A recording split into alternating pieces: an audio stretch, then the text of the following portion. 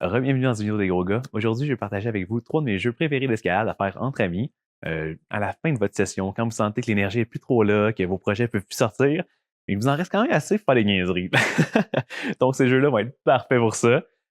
Donc, sans plus tarder, suivez-moi, on s'en va attaquer le jeu numéro 1. Let's go! Donc, le premier jeu sur la liste est sûrement l'un des jeux les plus populaires dans les salles d'escalade.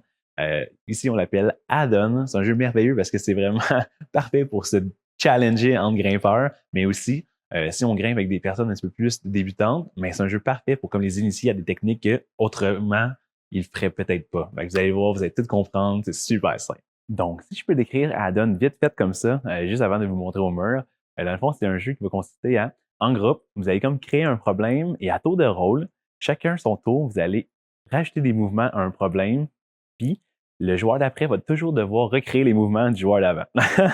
Ça peut sembler compliqué vite comme ça, mais en vous le montrant dans une petite partie faite par moi-même, ça va être vraiment facile à comprendre.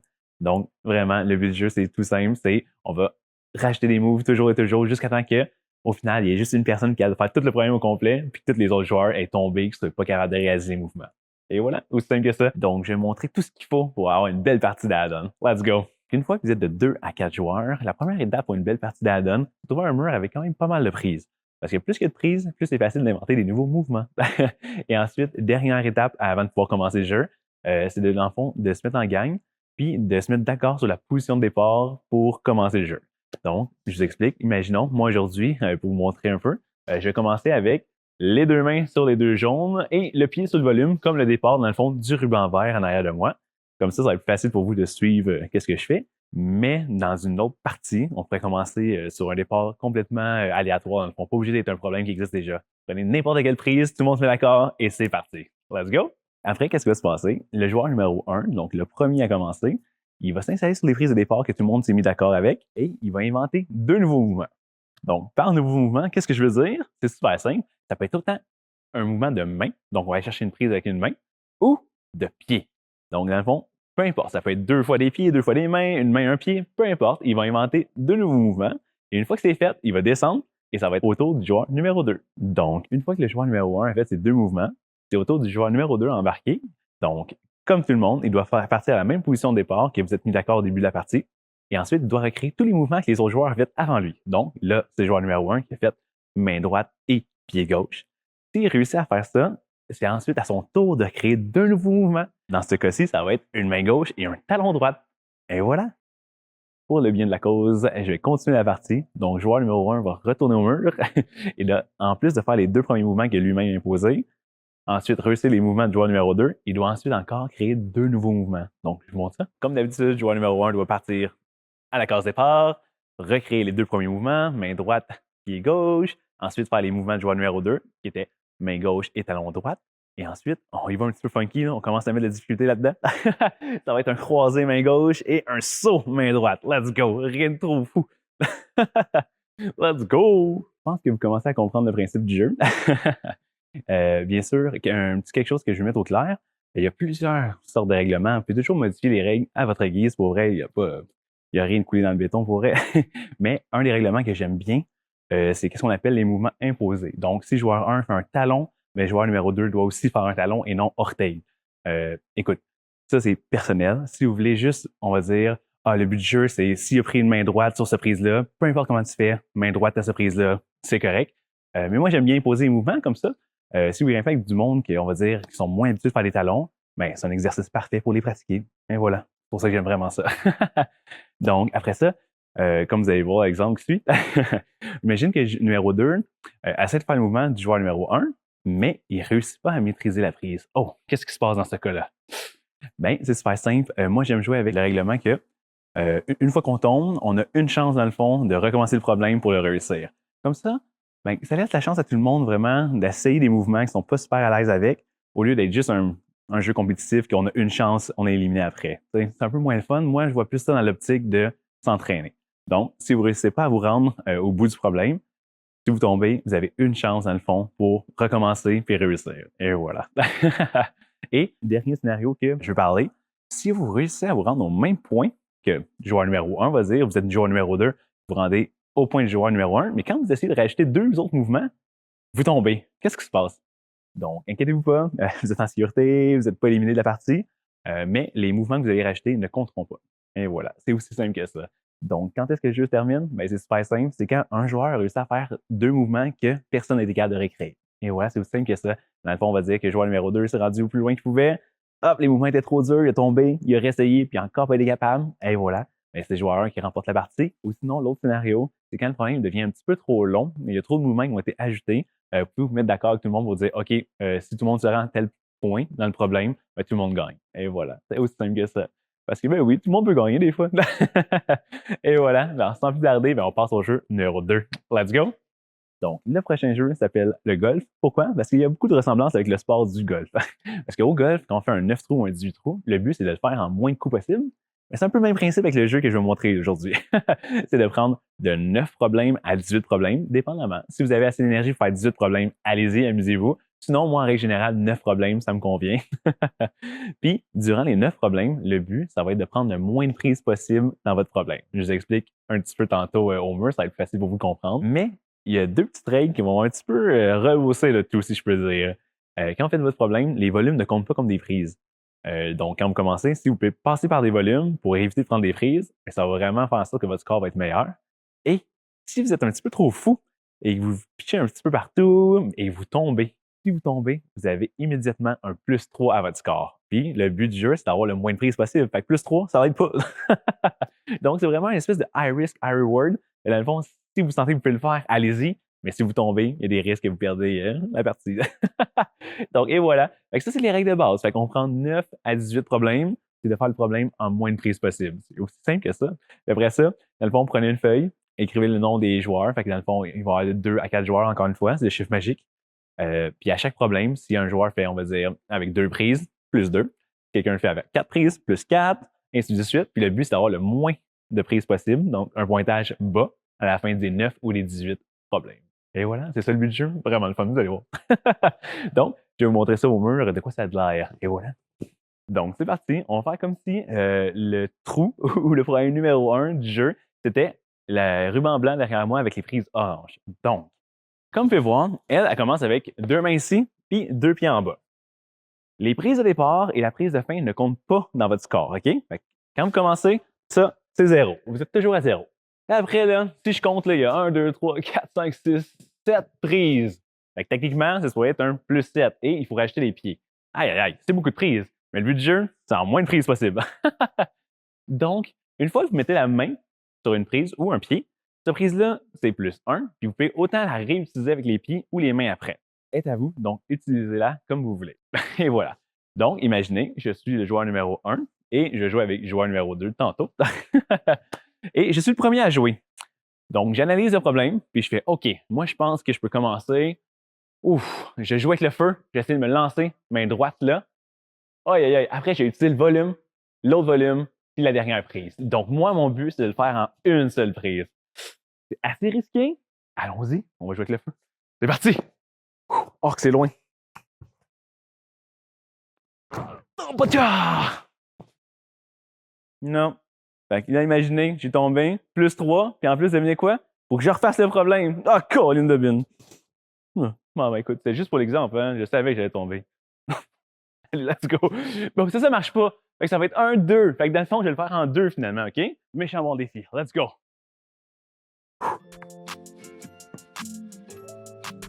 Oh, let's go. Fait que 1, 2. Je peux réussir ça avec les pieds. Allons. Hop, hop.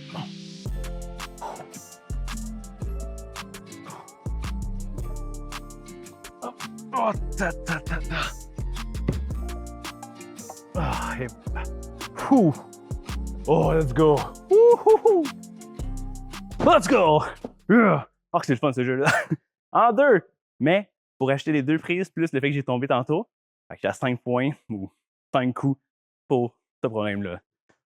Donc là, vous allez voir, le joueur numéro 2, il est pas fou, lui. Il a vu que le joueur numéro 1, il n'a pas été capable de le faire en une prise. Il a vu que c'était vraiment dur en 2 prises. Puis il sait que le joueur numéro 1 est tombé, il est à plus 5. Donc lui, il va jouer safe. Puis il va y aller avec 3 prises, bien sûr. Il est pas fou.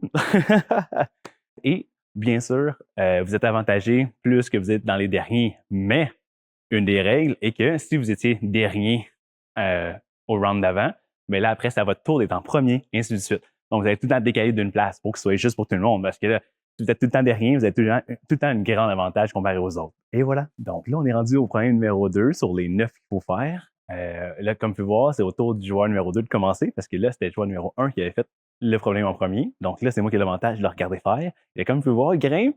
Oh, puis il le fait en 3 frises.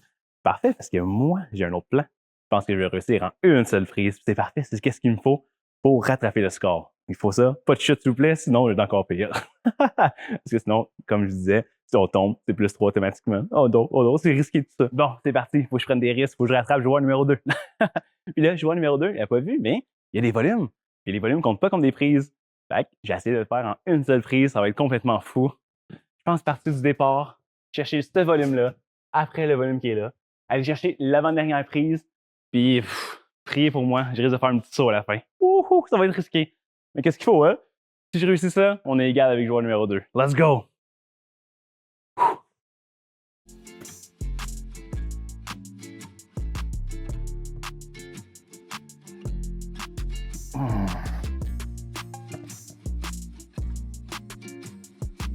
Fait que je peux réussir celle-là.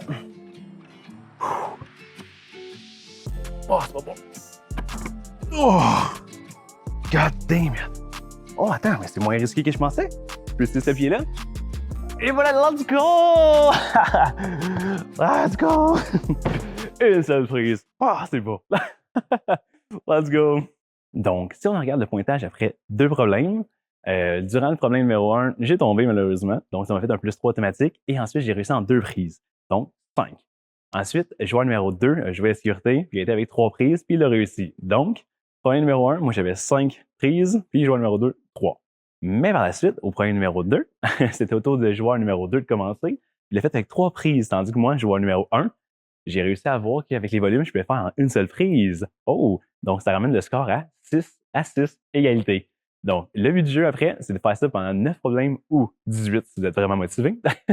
Et à la fin, le joueur avec le pointage le plus bas remporte la partie. Et voilà, aussi simple que ça. Sans plus tarder, passons au jeu numéro 3. Let's go! Donc, le troisième jeu va être super simple à apprendre parce qu'il partage beaucoup des règlements du deuxième jeu que je vous ai appris tantôt, le golf. C'est super simple, ça va être de faire le problème avec le moins de prises possible. Les volumes ne comptent pas comme des prises et une fois que vous utilisez une prise, vous pouvez autant l'utiliser avec les mains qu'avec les pieds. Aussi simple que ça. Malheureusement, on n'a pas encore de nom pour ce jeu-là parce que c'est mon bon ami Alexis Breton qui a inventé le jeu, puis on n'a pas trouvé de nom. Donc, si vous vous sentez inspiré, allez dans les commentaires, donnez des suggestions de nom de ce jeu-là. Puis écoute, si par chance on choisit ce nom-là, ben, je vous lâcherai un petit shout-out dans une des prochaines vidéos. Merci d'avance. Quel est ce troisième jeu? Vous allez voir, c'est super le fun pour vrai. Donc, c'est simple. Qu'est-ce que vous allez faire? C'est que vous allez prendre le départ d'un problème qui existe déjà et vous allez le mixer avec une fin d'un autre problème qui existe. Vous allez voir, vous allez tout comprendre quand je vais le montrer au mur. Donc, dans le fond, le but, ça va être de prendre ce départ-là et la fin, et entre les deux, d'utiliser le moins de prises possible. Encore une fois, c'est un jeu qui se joue à 2 jusqu'à 4 personnes. Puis, au lieu d'être très compétitif, c'est plus un jeu coop. Dans le fond, c'est un jeu où on va plus s'entraider et on va essayer de trouver les meilleurs bêtas pour réussir à parvenir du point A au point B de la façon la plus efficace possible avec le moins de prises possible. Donc, c'est vraiment ça le but du jeu. C'est sûr qu'il y a un petit côté compétitif où genre, on veut être la personne qui réussit à le faire avec le moins de prises possible. Mais c'est comme un travail ensemble, faire OK, ben, je pense qu'on peut le faire de telle façon, avec tel volume, parce que les volumes ne comptent pas comme des prises, et ainsi de suite. Donc, et voilà. Encore une fois, si vous avez un nom pour ce jeu-là, écrivez-le dans les commentaires. Ça va me faire plaisir de le lire. Bon, ben c'est parti, je montre au mur de quoi ça a l'air. Let's go! C'est parti. Donc, comme je disais, ça partage les règlements du golf. Donc, on veut le faire avec le moins de prises possible. Les volumes ne comptent pas comme des prises. Et une fois que j'utilise une prise avec les mains, je peux l'utiliser avec les pieds. Ça compte pas. Bon. OK. Donc, là, le problème que je vais faire aujourd'hui avec vous, c'est le départ de ce jaune-là, ruban vert. Donc, le départ de ce problème-là. Et au lieu de finir à sa position normale, en haut là, qu'est-ce que je vais faire? C'est que je veux terminer au problème bleu, tape orange. Puis entre le jaune et le bleu qui est là, je vais prendre le moins de prises possible. Donc là, le but du jeu, ça va être vraiment de se mettre en équipe, puis d'essayer de figurer, OK, je pense qu'on peut faire telle ou telle chose pour y parvenir avec le moins de prises possible. C'est comme un peu, vraiment coop, plus style coop, mais c'est très le fun. C'est comme si vous travailliez un projet ensemble. C'est vraiment le fun pour vrai. Puis j'ai l'impression que, je fait en sorte qu'on se dépasse vraiment plus quand on est comme plusieurs sur le même problème. Et voilà. Donc, moi, si j'ai le problème, je fais OK, départ, je pense que je vais utiliser au moins une prise mauve, au moins une. Je vais essayer de sauter le plus vite possible sur ce volume-là, être en équilibre. Et ensuite, j'ai hâte de voir si je peux monter mon pied directement sur le volume, puis juste utiliser le volume, pistol squat, puis terminer. Ce serait en une seule prise, ce serait genre incroyable, mais je sais pas si c'est faisable. Let's go! Il y a juste une façon de savoir, c'est de le faire. Let's go! Départ de la jaune. Je vais matcher ici. C'est loin. Ah, j'ai pas le choix d'utiliser un pied, fait que là, j'étais à 2 déjà. Oh. Hop. Avec 2 prises pour l'instant.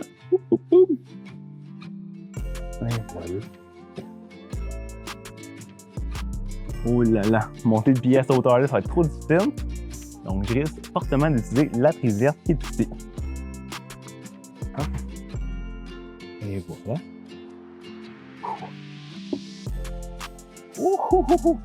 C'est chaud, c'est chaud. Et ensuite, on se lève. Et voilà. Fait que finalement, finalement, j'ai fait en 3 prises. Quand même, pas mauvais, parce que le volume ne comptait pas. 2 prises mauves, 1 prise verte, 3 prises. Respectable. Puis par après, c'est de se challenger avec ses coéquipiers, puis de voir qui garde le faire avec encore moins de prises que ça. Pour vrai, dans une soirée où je suis un peu plus chaud, là, pas mal sûr que je peux sauter un petit peu plus puis en enlever une autre. Joueur numéro 2 est capable de le faire en 2 prises seulement.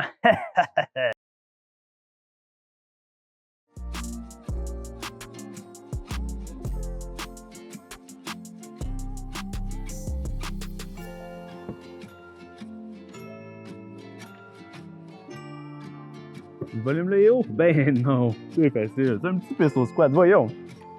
Ouf.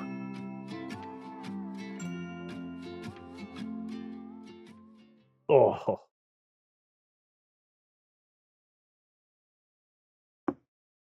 Wouhou! Hop! Let's go! Joueur numéro 2 est meilleur que le 1.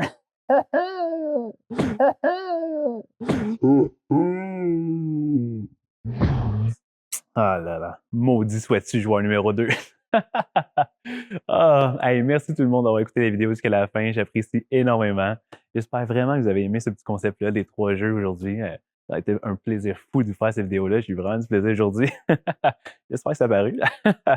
Et voilà, moi, je ne retiens pas plus longtemps que ça. Écoute, c'était un plaisir comme toujours. Si vous voulez me rendre encore plus heureux, vous pouvez toujours appuyer sur le petit bouton qui est écrit subscribe ou liker la vidéo. Ça me fait vraiment chaud au cœur. Et sur ce, je vous laisse aller pour de vrai. Puis on se revoit la semaine prochaine pour une nouvelle vidéo des gros gars. Allez, à plus!